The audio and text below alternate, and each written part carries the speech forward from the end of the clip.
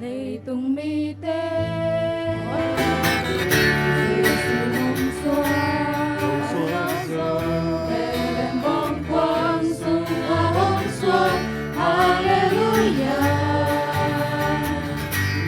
tung mi tế Giêsu hồng xoa Bethlehem bóng quang sung hồng xoa Hallelujah nang sung hồng xoa nang itu ni sanggamo nalung sim kong kakonila suat sagi Pasya mintang hen Aday mite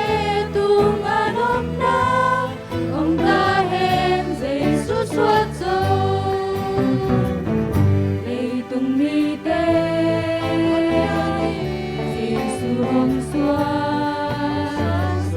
Bethlehem hong quang suma hong swa Hallelujah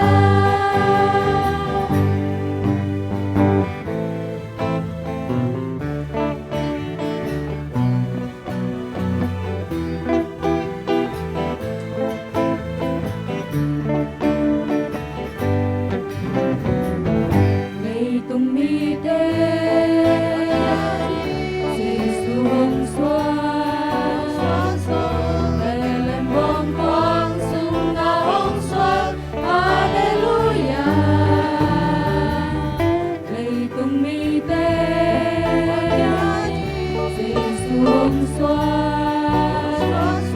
Bethlehem bóng quang sung hồng xoa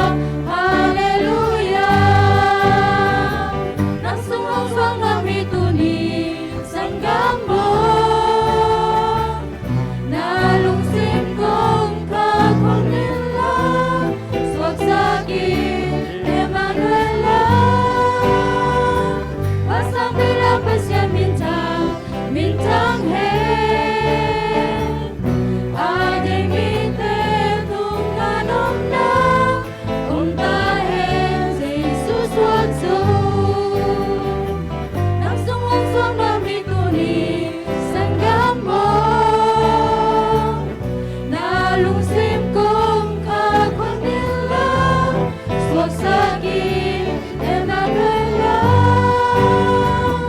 pasang bela pasya mintang hen Aday mite tung anom na Om tahen Jesus watso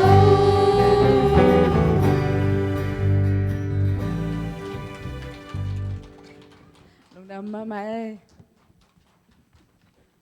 tôi na drama te